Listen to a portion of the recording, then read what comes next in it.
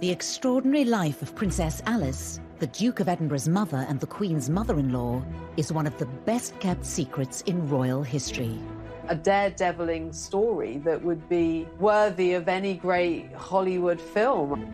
Born in Windsor Castle, she begins life as a privileged royal. She was most Diana-like because she was regarded as the prettiest princess in Europe. But from the start, Alice is no ordinary princess. She was basically stone deaf. She ended up being able to lip read in Greek, German, and English. She serves as a nurse on the front line. She was hands-on. I mean, she was dealing with broken limbs and amputated limbs. She goes on to face huge personal challenges and is committed to an asylum. She is hearing voices, that she's in a relationship with Jesus Christ. She would overcome these struggles to help those in need. This film will reveal the secrets of Alice's extraordinary life, using rarely seen archive and interviews with those directly affected by her selfless actions, including the Jewish family she saved from the Nazis. If it hadn't been for her, I wouldn't be alive today. Ultimately, she devotes her life to helping others. She'd set up an order of nuns to do her humanitarian work. Amazing character who indefatigably survived through some of the toughest events of the 20th century. Alice was a woman who refused to fit the royal mould. Why has her remarkable life remained out of the public spotlight for so long? Princess Alice is very definitely the royal family's best-kept secret. And what a fascinating life she's had.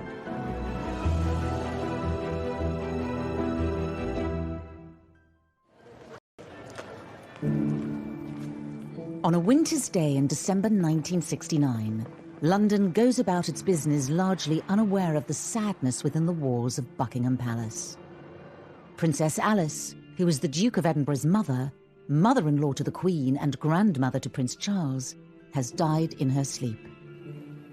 Reporting of Alice's death is minimal. It makes just the 4th item in the night's news. The BBC announcement read, "The Duke of Edinburgh's mother, Princess Andrew of Greece, died today at Buckingham Palace. The princess, who was 84, had been in poor health for some time. Princess Andrew, or Princess Alice, her own name, was the daughter of Prince Louis of Battenberg." It's a very unremarkable announcement. Words of respect, adoration, affection. It's very cold. It simply marks the passing of a life defined by the men around her. Indeed, despite her position in the royal family, Princess Alice has long remained hidden from public glare. Many first discovered Alice through her portrayal in the TV series The Crown, when, as this clip shows, she had been living as a nun. Let this be a mother's gift to her child. Find yourself a faith. I didn't even know she existed. I had no idea who the Duke of Edinburgh's mother was. I think, like the majority of people, she's been a very well-hidden secret. It was never Alice's style to seek out the limelight. Princess Alice didn't give very much away about herself. When she died, she left but 3 dressing gowns, which were given to the nurses who'd been looking after her. By that stage, she'd given everything she owned away. She owned absolutely nothing. But Alice's start in life was very grand indeed. She's the great-granddaughter of Queen Victoria, and she was actually born in the Tapestry Room at Windsor Castle in 1885. As she grows up in the castles and palaces of Britain and Europe, Alice expects to marry a suitable royal partner. In 1902, the coronation of Edward VII provides a perfect opportunity for 17-year-old Alice to find a match. Edward VII himself remarked at his coronation that Alice would be the most beautiful bride of any young prince in all of Europe. A number of different members of of royal families arrived in London to attend this event. Princess Alice was one of them, and Prince Andrew of Greece was another. And here, Alice is swept off her feet by the young Greek prince Andrea. That is really where the relationship developed, and it was a love match. It was a real love match. Just over a year later, the couple are married in Germany. It's a royal alliance with serious pedigree. Alice is the daughter of a German prince and a British princess, and the great-granddaughter of Queen Victoria. 21-year-old Prince Andrea is the son of King George I of Greece, himself a distant cousin of Queen Victoria. Andrew was a tall, blonde, handsome young army officer. His whole approach to life seemed to be very different from Alice, who was beautiful, but for the most part reserved, silent.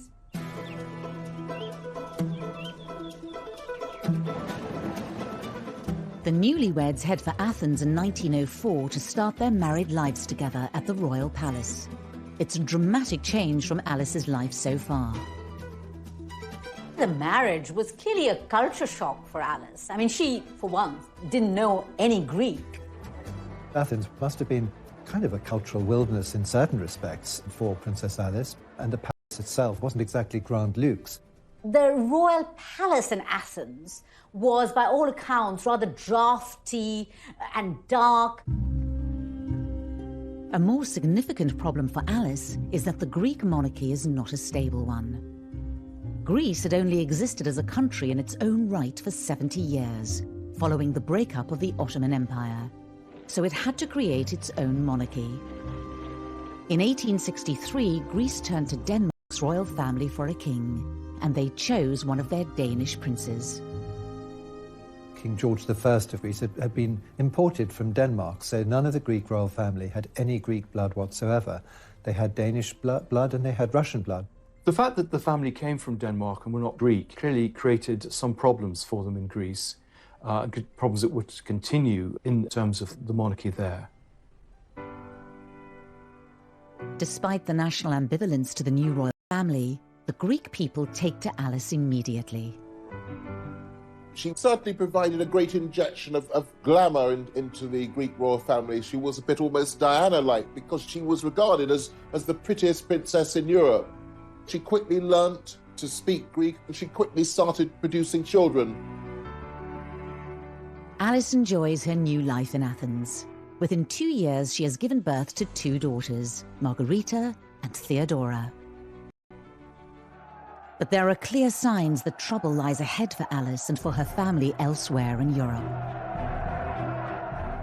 The beginning of the 20th century was a difficult time for the European monarchies. There was unrest, particularly in Russia, and this unrest was also to be found in Greece. A sense that monarchy had had its day and revolutionaries were beginning to, if not seize power, at least to agitate for power. A tragedy in Alice's family, born out of this unrest, would prove to be a huge turning point in her life. Her favorite aunt, Grand Duchess Ella, lives in Russia with her husband Sergei, the Governor General of Moscow, a man with dangerous enemies. Was married to the Grand Duke Sergei of Russia. And in 1905, Grand Duke Sergei is horribly assassinated by a bomb which blows his carriage into smithereens outside the Kremlin. And this had a profound impact on Ella, who gave up her material wealth and used her time and resources to feed the poor and become much more religious and set up a convent. Alice goes to visit Russia, I think in 1909, and she sees the amazing work that her Aunt Ella is doing, which directly affects Alice and affects how she chooses to lead her own life. As Greece edges closer to war with its neighbours, Alice would soon be given the chance to follow in her aunt's footsteps and risk her life to help others.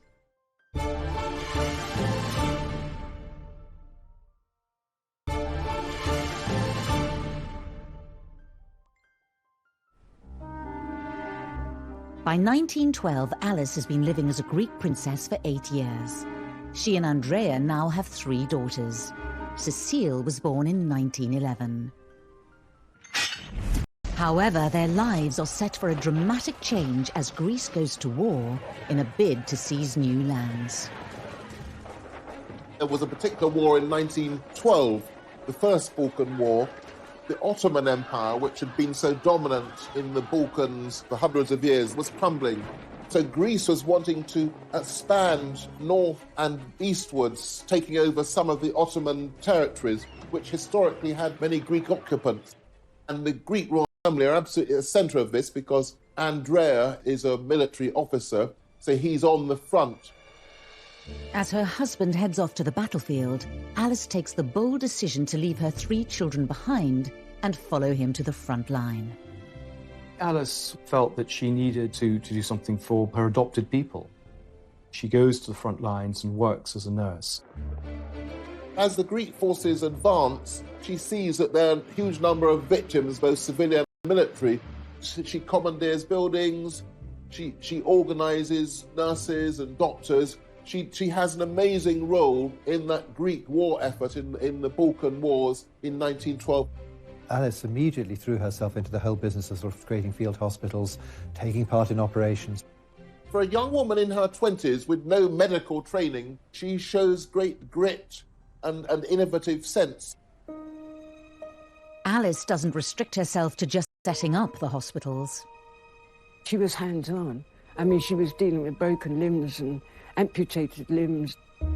In a series of letters that easily detail that the corridors were running with blood and people were minus arms, minus legs, and Alice was having to deal with all this, but she wanted to deal with it because the calling from her was that she was helping, and she really was helping.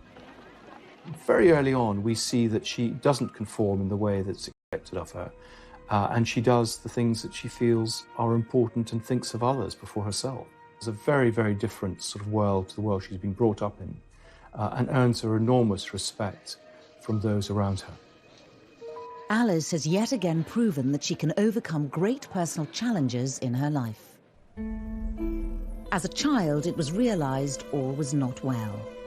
She was a very bright young girl, but at first her learning was slow because she had this problem, first of all undiagnosed and then later diagnosed as deafness. Her mother believed in a kind of tough love and had a sort of let's get on with it kind of attitude and didn't treat Alice any differently from her other children.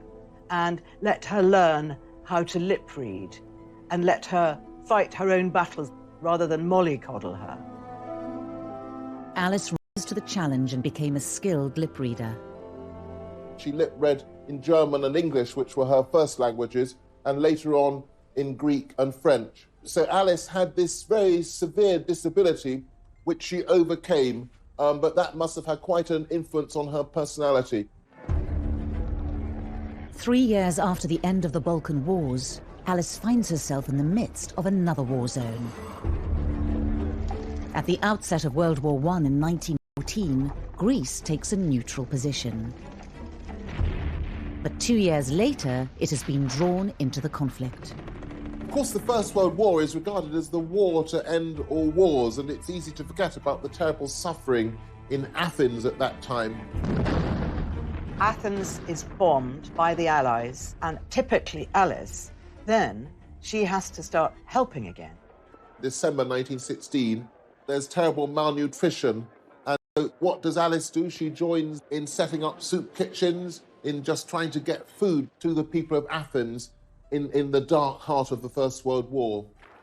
As Greece finally joins the Allied forces, the tide turns against the royal family. There was the rise of a Republican movement in Greece during the First World War.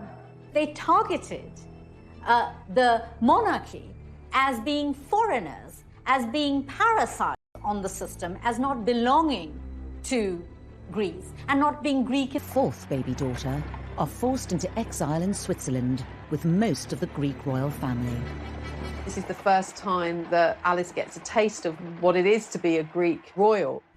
Alice had no sense of when she would be returning to Greece and indeed what life was going to be like for her over the next few months. And, you know, they weren't luxurious months. As she adjusts to life in exile, Alice receives news of an appalling family tragedy during the Russian Revolution.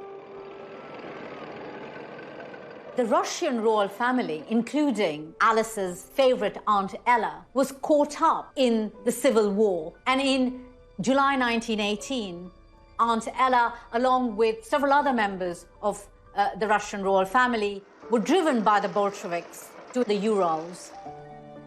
Ella and 5 male members of her family were taken by the revolutionaries to this disused mineshaft. They were thrown down, and then rocks and stones were thrown on top of them, and a grenade, which obviously killed them. But until that moment of their death, they were stoic, and they were singing psalms and saying prayers. Alice is grief-stricken, of course, but she's even more admiring of the strength of courage and will. Relief and respite finally comes to Alice in 1920, when the exiled king is restored to the throne in Greece. In this rare piece of footage of them together, Alice and Andrea are now back in the land they call home. Andrea and Alice and their 4 daughters by this time, they spent most of their time on the island of Corfu at a villa called Mon Repos. And that's where Alice and the 4 girls and their servants and their British nanny, Miss Roos, are living in 1921, when at last the beloved 5th child and longed-for son is born. The arrival of Prince Philip, Philippos Andreou as he was called, completes Alice and Andrea's family. But they would not have much time to enjoy life with their new baby. Greece is once again looking to take land from Turkey in their on-off conflict. Andrea is now a major general in the army. And when the Greeks suffer a humiliating defeat and are sent packing by the Turks, the royal family is back in the firing line. Andrea is a scapegoat for the dramatic defeat of the Greek forces.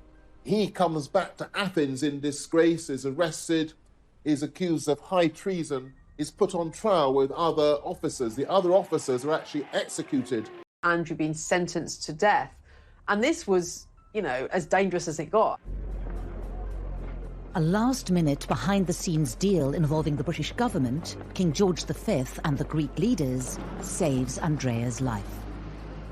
The British cruiser is dispatched to Athens, and this show of strength is sufficient to have Andrea's released, and the young family is then in exile once again. But at least they're alive, and Alice is thrilled to have her husband back.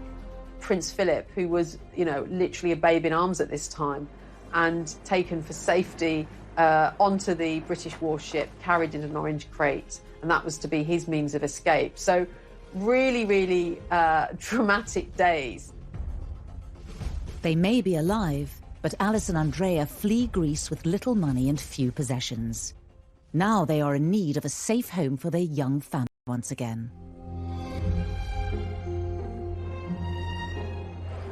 Andrea was lucky that his brother had married somebody rich called Marie Bonaparte, and they have several properties on the outskirts of Paris, and they gave one of these properties to Andrea and Alice as a home for their children, because Andrea and Alice had to leave everything behind. Alice and Andrea would spend 8 years in Paris. The turmoil they've lived through is finally taking its toll on them. The marriage is beginning to fray at the edges. For Andrea, this must have been quite difficult after a very active life. Basically, he was no longer a prince in Greece, that he was exiled for life. This phase was very difficult for Princess Alice because she had been through enormous amount of trauma, all those deaths in the family, and her husband almost being put to death himself. I mean, that would be enough to shake anybody. As their time in exile wears on, Alice's behaviour becomes increasingly erratic. Behaviour that would lead her family to take action that would scar her for years to come.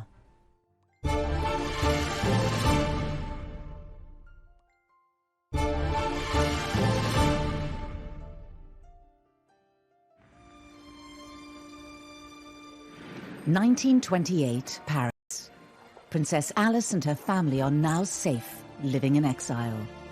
But for her, a personal inner struggle is about to begin. One that will define the next 10 years of her life. It's not for nothing that completely isolated by the deafness, by the strangeness of the country, by her innate, deeply religious. In 1928, she converted to the Greek Orthodox Church, which having actually been a Lutheran all that time, so that showed a spiritual growth in her. A relaxed Alice can be seen in this rare footage. Just a year later, the memory of the brutal murders of her relatives in Russia and the increasing alienation in France all start to take its toll, and Alice's religious fervour increases. She decided that she was able to heal, and she had what she called healing hands. That becomes quickly overshadowed by Alice's declarations that she is hearing voices, that she's in a relationship with Jesus Christ, that she's having a physical relationship with Jesus Christ. I mean, she's beginning to be clearly suffering from religious delusions, which of course become really distressing to those around her. She is sort of in her own world. There are often moments where it's very difficult to make get any sense out of her. Her mother is particularly concerned about her, and I think the understanding or the realization is that she needs to have proper medical supervision. Alice's sister-in-law, Marie Bonaparte, is a trained psychoanalyst. She recommends Alice should see Dr. Ernst Simmel at Schloss Tegel near Berlin, the first inpatient clinic for psychoanalysis. Alice did not want to go to the Tegel clinic because she didn't see that there was anything wrong with her. But when her doctor said that Jesus had told him that she needed to go, which was certainly a fairly sneaky way of doing it, Alice obviously agreed, and she went to the clinic. After therapy sessions with Alice, Dr. Simmel diagnoses her as a paranoid schizophrenic. It was believed that her mental illness was a result of sexual frustration, that she'd fallen in love with a young Englishman, and this was an unrequited relationship, and that had made her really go mad by suppressed, repressed sexual desire. And in another twist to Alice's story, Dr. Simmel takes her case to his colleague, the founder of psychoanalysis, Dr. Sigmund Freud. Now, at that point, Freud suggests what is probably the most shocking or the most bizarre, the most puzzling recommendation in the history of psychoanalysis. He suggests to Simmel that Princess Alice's ovaries should be exposed to high-intensity X-rays. The first time I read this, I just couldn't believe what I read, because it hardly counts as a psycholytic intervention. Freud suggests them rejuvenate Princess Alice, but the results are devastating.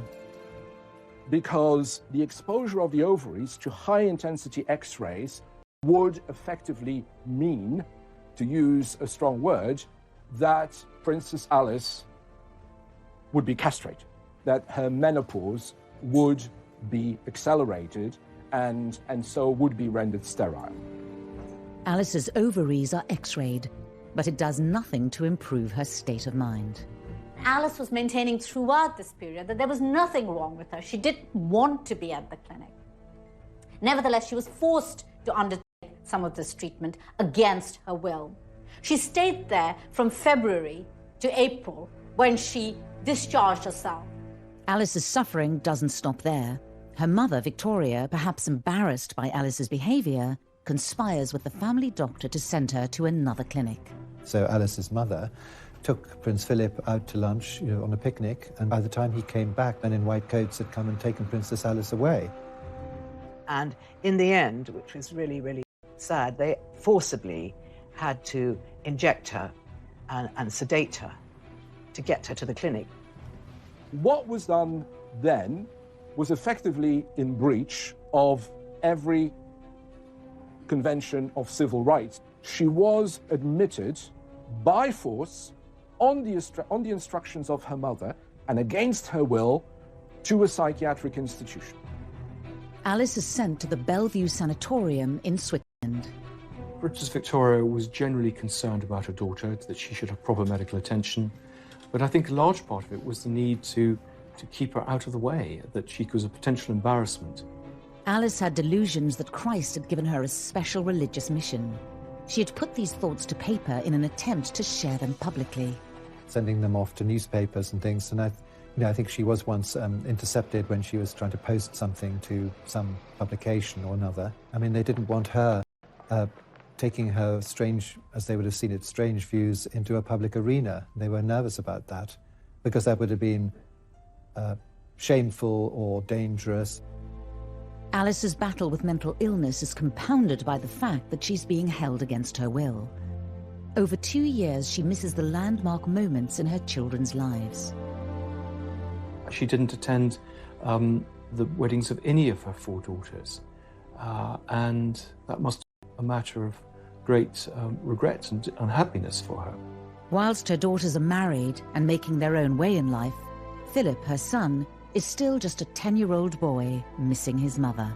He's always said, well, it just happened. They were marked with him because he'd been much beloved by both parents in the first 9 years of his life. Alice's husband, Prince Andrea, sees their marriage as effectively over. Broken and feeling betrayed, Alice tries to escape in July 1932. So during lunch, her nurse has gone out of the room and she makes a bid for freedom, and she jumps out of the window into the flower bed and heads off to the nearest railway station, which isn't far away. And she got as far as the train station. I think she even got as far as into the carriage, and they kind of found out that she was there. She's arrested and brought back, much to her disgust, and therefore her escape attempt hasn't worked. Alice's desperate act convinces her mother she should be transferred to an open sanatorium in Murano, Italy. She had been at this point a prisoner in Bellevue, at her, basically, and her jailer was basically her mother. It was her mother that she had to convince that she was well enough to be released. And of course, we have to remember, this isn't a teenage Alice. This is a woman in her middle age. No longer institutionalized, in autumn 1932, Alice faces the biggest challenge of her life.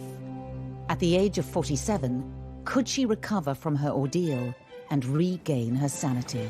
She begins by choosing to distance herself from family life and from royalty. She drifted around Europe for several years. So up until 1937, she was living, with one family after another, and particularly sort of settling near Cologne, discussing religious topics. Very, very involved with all the things that were interesting her, but not involved with her family.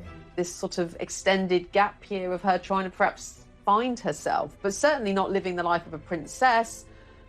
In many ways, sort of living off-grid. I mean, we don't know very much about her, which is sort of quite remarkable, of course, that she kind of disappears.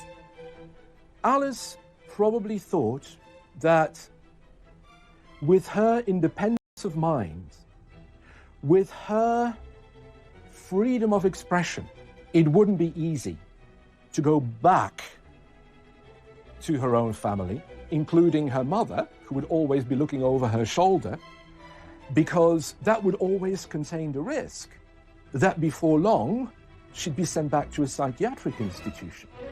Alice's decision to live a solitary life means her youngest child, Philip, is still being raised by relatives.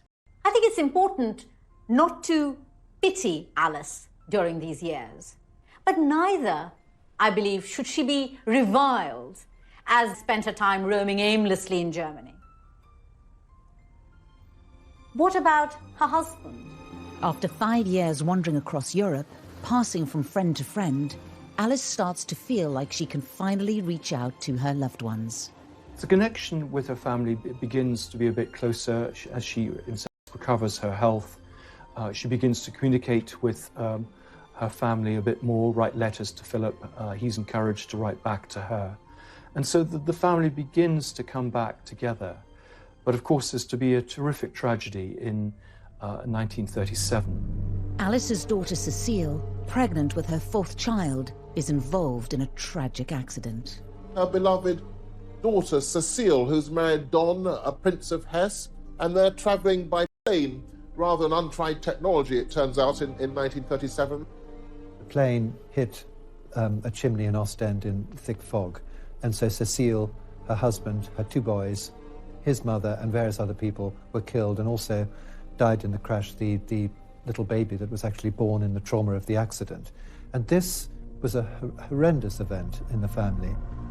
Cecile and her husband were members of the Nazi Party, and the funeral is held in Germany.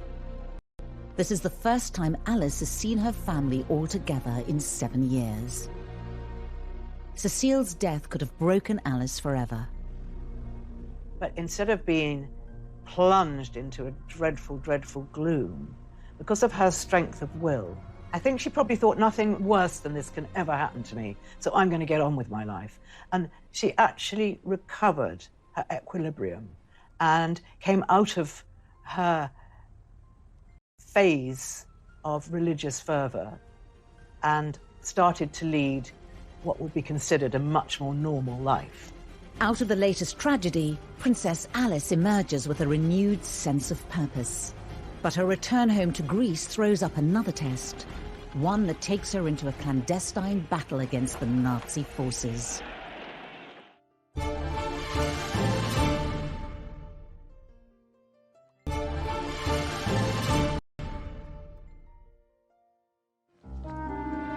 In 1938, Princess Alice, mother of Prince Philip, returns to Greece to serve the poor. During her 16-year exile, she survived hardship and horrific tragedy. However, once again, she will soon be placed at the heart of momentous historical events.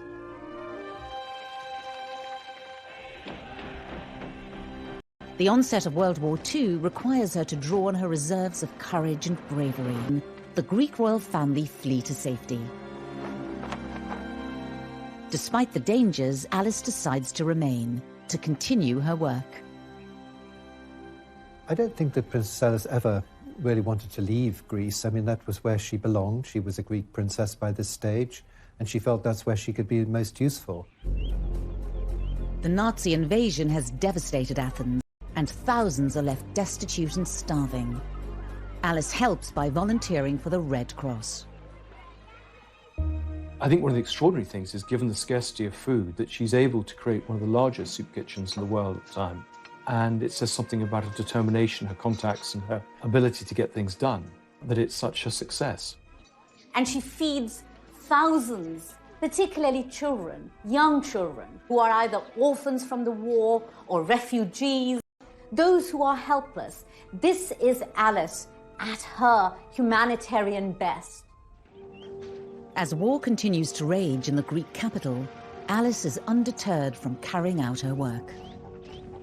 She's completely fearless. While bullets are flying, she's on the streets of Athens taking supplies to people in need. And she's heard that you don't hear the bullet that kills you. And she says, I won't hear it anyway because I'm deaf.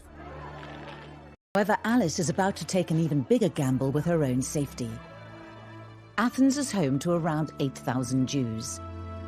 Amongst them, the Hamaiki Cohen family, prominent members of the community who have ties to Greek royalty. Evie Cohen is their only surviving direct descendant. At the beginning of 1943, it became obvious that the decisions against the Jews to take them to concentration camps was starting to be obvious. My family had to go in hiding. Evie's father, Alfred, decides the family's best hope of refuge lies with Princess Alice. Now he must find a way to contact her.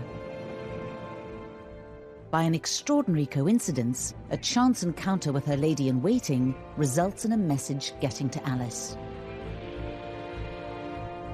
I'm going to read out part of the text my father had written about this part of the story. For us, it was an absolute miracle.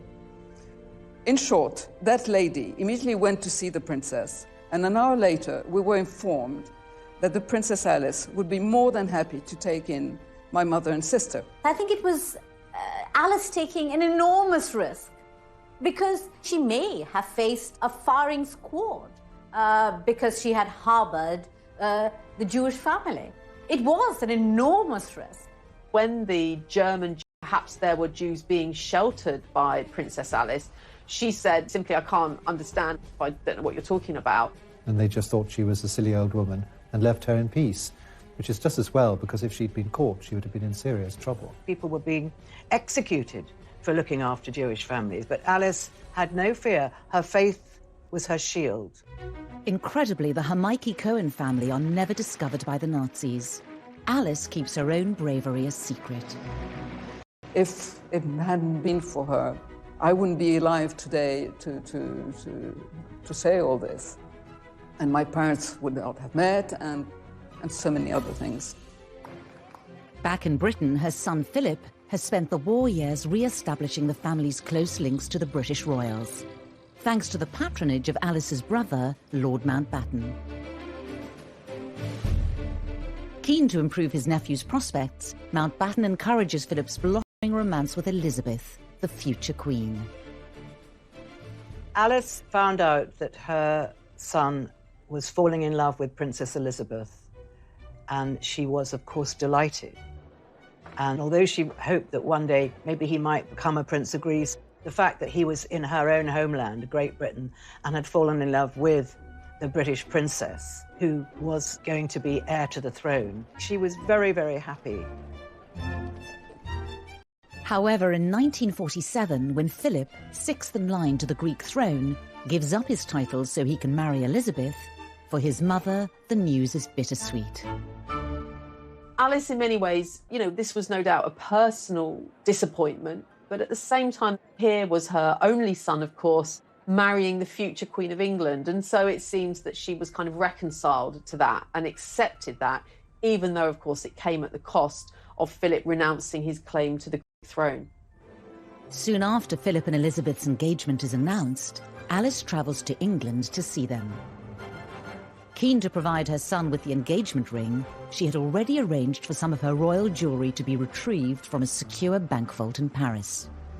She had no money, so she wasn't going to be able to buy an exquisite gift for her future daughter-in-law. So she took one of her tiaras to Philip Antrobus, the jeweller, and she said, take the best stone out of this, and I want it fashioned into a ring for my future daughter-in-law, which is a very romantic thing to do. And I think it is about Princess Alice wanting her son to be seen as good enough in many ways. So here, perhaps for one of the only times in her life, playing the role of the sort of proud, slightly pushy mum who, wants her son, future Queen of England. On the 20th of November 1987, Philip and Elizabeth prepare to walk down the aisle at Westminster Abbey. The eyes of the world are centred on Buckingham Palace. Two greys draw the Irish statecoach.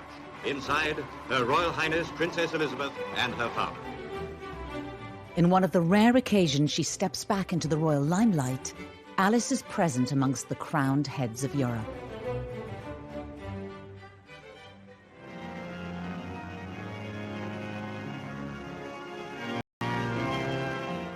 And now they are man and wife. It was, for the British people, a wonderful celebration after the horrors of the war. It was a joyous occasion, and Alice was very, very moved to see her son so happy. In the official wedding photograph, Alice can be seen standing next to the Queen's grandmother, Queen Mary. Her life has come full circle at the age of 62. There she is in her lovely purple velvet outfit at the wedding, in the wedding photographs. And this must have been a moment of great pride for her that lovely Lilibet was marrying her marvellous son, Philip. And it was a new beginning. Over 40 years since she first left England, when Prince Charles was born the following year, Alice is firmly back in the bosom of the royal family. Philip and Elizabeth have their first child, Prince Charles, and Alice is absolutely delighted. She's thrilled. She's very much included as part of the family. After their years of separation, Philip wants his mother to stay in England.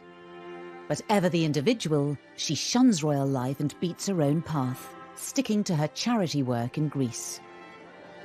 I think that after Prince Philip had married Princess Elizabeth, she felt that to some extent she could then do what she liked. Her daughters were all married and they had families of their own, and he now had a family of his own.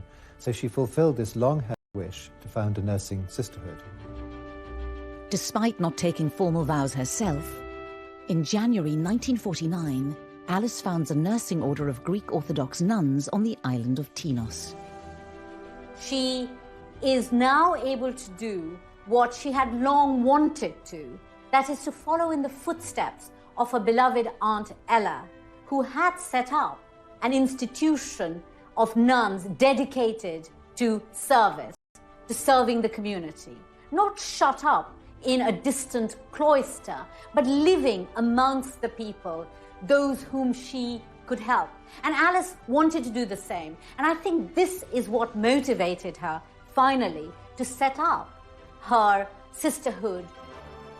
Alice, while she has now re-established her links to the British royal family, when she attends Elizabeth's coronation in 1953, as this rare footage shows, her choice of dress signifies both her status and her dedication to her charitable work.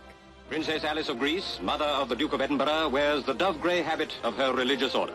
People are surprised to see her dressed in her nun's outfit. But this is no ordinary nun's outfit. This outfit was made by the couture house Balmain in Paris. So she is a nun, but she's a very stylish nun. There she was, walking through Westminster Abbey behind the royal party, alone in her grey nun's habit. Really quite odd. And I think it's quite telling of the way in which she was dismissed, really, throughout her life as being a bit odd, a bit mad, a bit of an eccentric, and not somebody who could be easily embraced within the royal family. With her son Philip now married to the Queen, Alice travels back to Greece once again to continue her charity work. But despite her royal connections, her religious order is running out of money. For Alice, who had no real funding behind her apart from what she could raise herself and she could raise from her family, the sisterhood desperately needed funding and started to fail. But she knew she couldn't keep it going forever because, unlike Aunt Ella, she didn't have personal wealth to keep something like this going, and it was just running down, sadly, for her. The end of Alice's dream finally comes in 1967. After a military coup, King Constantine II has to flee Athens. The whole Greek monarchy are potentially in danger. Once again, the position of the Greek royal family becomes very threatened and precarious, and so it's seen that right now, really, Alice has really come to the end of the road in Greece. She needs to be rescued. She simply can't stay there. It's not safe for her to stay there. When Queen Elizabeth hears about her mother-in-law's fate, action is taken and she's flown back to Britain. The moment Alice arrives at Buckingham Palace was vividly dramatised in Series 3 of The Crown. She arrived in one of the Queen's Rolls Royces in her overcoat. It was July, and all the windows had to be shut.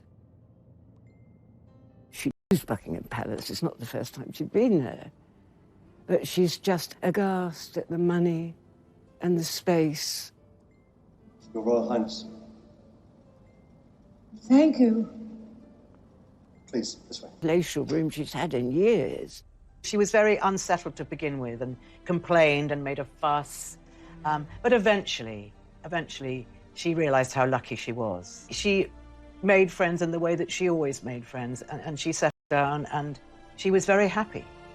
After being forcibly separated from her son Philip when he was just a child, he and Alice are finally making up for lost time.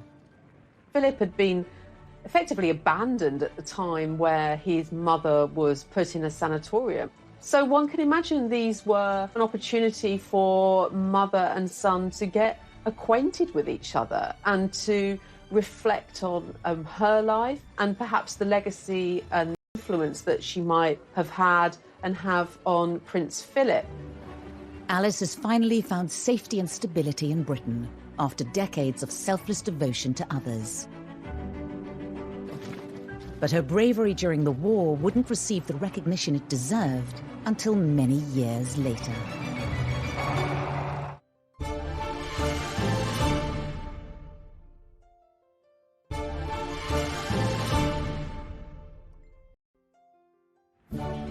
It's 1967, and Alice is back in Britain, living with the royal family in Buckingham Palace. But she's set on doing things her own way.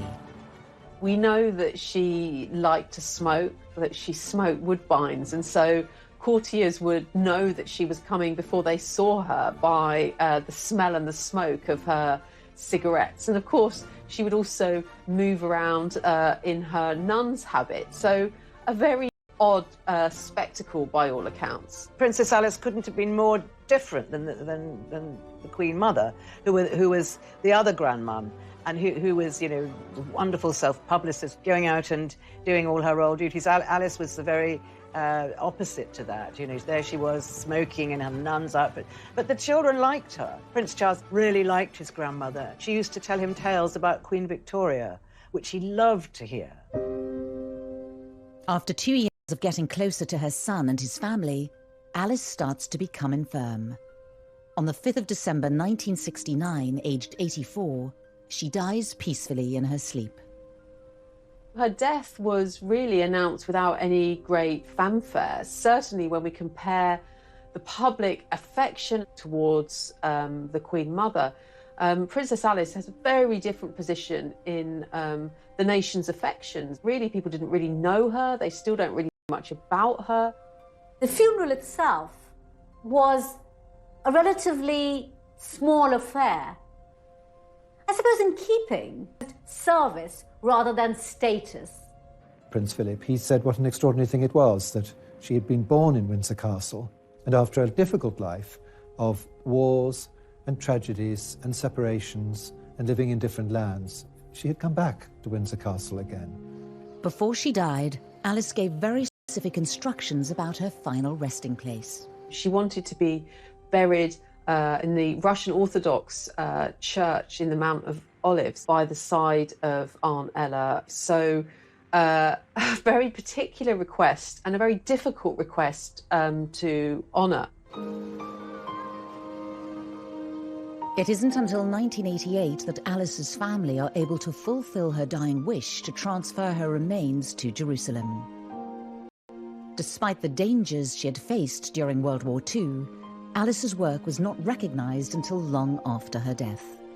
In 1994, Prince Philip was in Israel to see his mother posthumously awarded the title of Righteous Among the Nations by the Yad Vashem Holocaust Remembrance Centre. The award was given for Alice's bravery hiding the Hamaiki Cohen family from the Germans during World War II. She was a person with a deep religious faith, and she would have considered it to be perfectly natural human reaction to fellow beings in distress. Princess Alice, she didn't even think for a minute. She just heard there were people that were in danger and that she felt that she could do something for them. The story of Princess Alice and my family is a beautiful one, and it can, I hope, be an example for the young today to continue to do good things in life, to be human. Both Prince Charles and Prince William have since travelled to Israel to visit Alice's tomb. As the years elapse, the work, the selfless work that she did, is seen as something that the royal family are incredibly proud of. And I think she is, her legacy and her life is being embraced much more by the royals and even the younger royals. And obviously that's very good to see. So I think she's been a great influence, and I think, you know, on the whole royal family's attitude to humanitarian activities. Alice was a royal like no other. The twists and turns of her life spanned much of the 20th century and coincided with pivotal moments in history. Alice's life was on the outside looking in, and that was why she was able to help people so much. That was one of the joys of playing her, because she didn't give a damn what people thought about her. Disadvantages from her deafness as a child through to the problems of exile as a royal princess, a mental illness, and throughout all this she rose triumphant as an inspirational figure. Amazing character who indefatigably survived through some of the toughest events of the 20th century and triumphed as a sort of humanitarian icon. A really remarkable life story. and one that shouldn't be forgotten.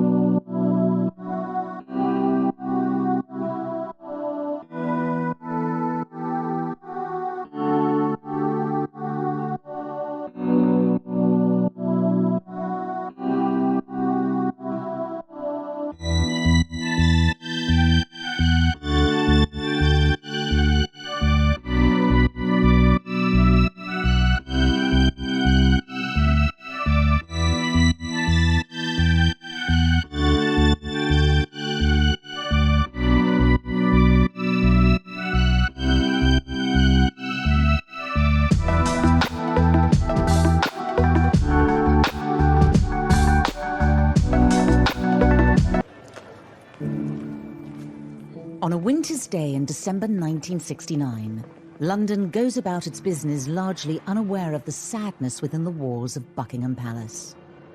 Princess Alice, who was the Duke of Edinburgh's mother, mother-in-law to the Queen and grandmother to Prince Charles, has died in her sleep. Reporting of Alice's death is minimal. It makes just the 4th item in the night's news.